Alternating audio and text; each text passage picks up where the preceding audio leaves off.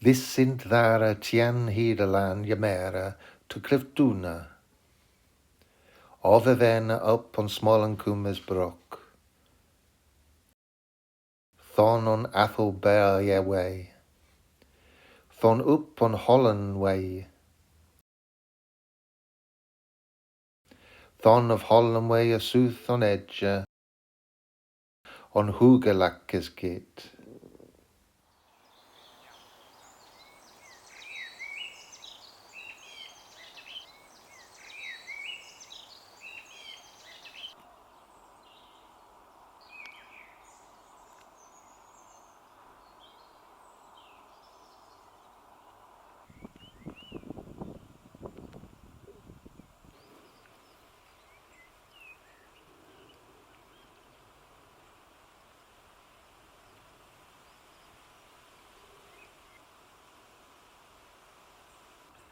This is a prehistoric field system, and the bumps and lumps you might be able to see behind me.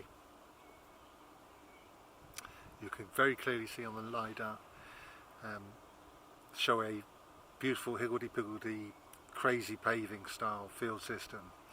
Human-sized fields, family-sized fields, which tells us something about the land distribution in prehistory. How do we know it's prehistory? And the answer is the lines of each field carry on inside the fort.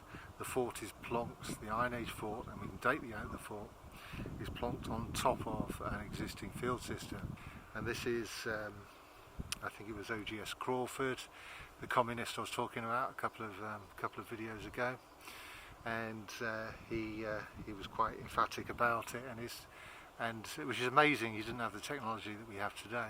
I can see it very, very clearly on the LiDAR. You can, England, Britain has field systems that are pre-Christian, prehistoric, pre-everything. Our nation goes way back, and this is sort of the story of my channel. It's trying to give some sense of that, to provide you with some sense of that if you don't already have it, and the scientific basis.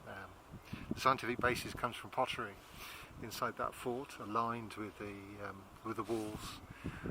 In context are Iron Age pieces of pottery. So it's all very scientific.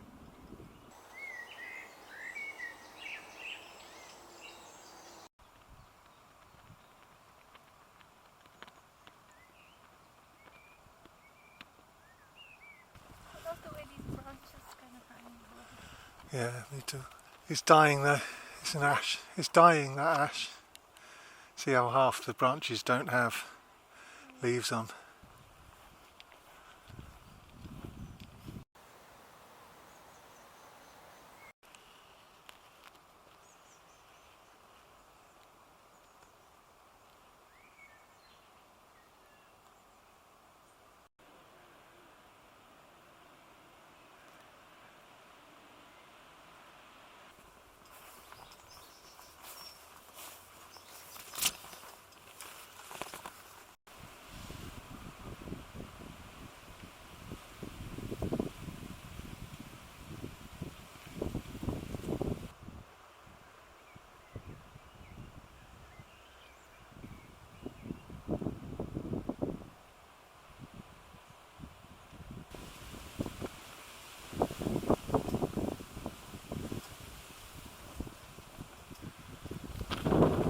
So even though we're on a golf course, and they do like a bulldozer on a golf course, you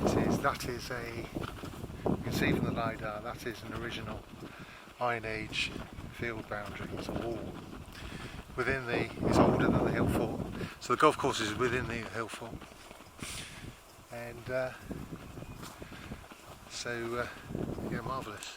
It's nice to see a little bit of, get some sort of impression of how they lived, looking at that.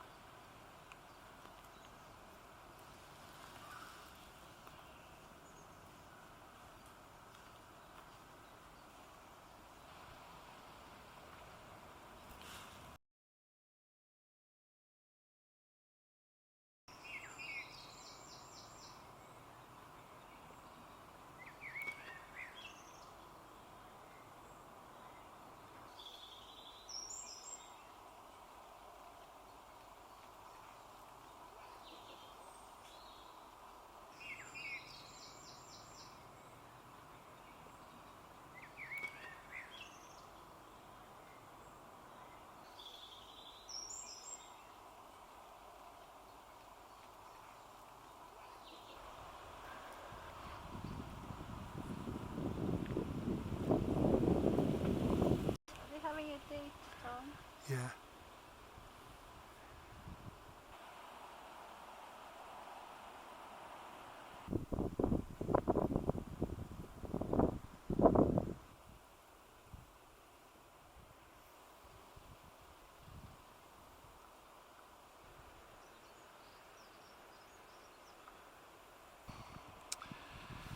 So this hill, Bathampton down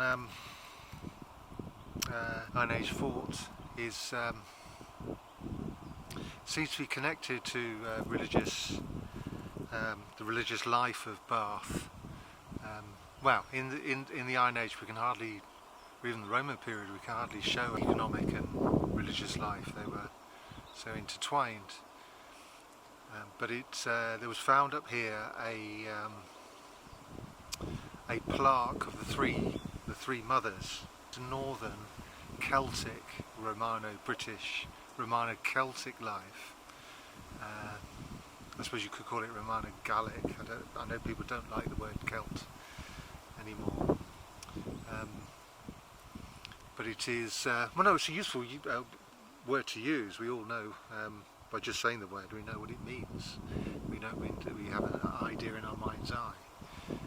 But anyway, the three mothers are a figure that appeared, in France and in Britain, and they're obviously prehistoric Celtic deities that the Romano-British, the Romano-Gallic, the Roman religious world included within it. So to find it up here, there must have been a temple. We know from other Iron Age forts that there are temples. They cease to be military places and become religious places after the Roman invasion. And obviously the Romans wouldn't tolerate any sign of resistance whatsoever, so they would have been decommissioned, but they were very tolerant of religious beliefs. But we don't know where this temple is. Now, to the northwest gate, there's Archaeology, Antiquarian, I believe, called Scarf, who reports that there were stone circles on the golf course just outside the walls of the Iron Age fort, that even in his time were starting to disappear, and they no longer exist. That's the only report we have of them. There are plenty of stones around here, by the way. I got quite excited finding some little piles of stones, but of course it's much more likely that is field clearance rather than a religious accumulation. But we also have the surprising appearance of a Roman road that cuts across this down, and it's quite a steep walk. I mean, I abandoned the walk the other day when I wasn't feeling all that great, and I'm still reluctant to go down the hill because I'll have to come back up again. So it is a significant, great old hill. Bath is really important in the religious life of prehistoric Britain. It would have been, I think, would have attracted that sort of interest would have been the hot baths, just natural hot water coming up. So I do recommend coming to visit the Roman baths here. It is, for anybody with any antiquarian interest, is an absolute joy. I thoroughly enjoyed it. Please see previous video.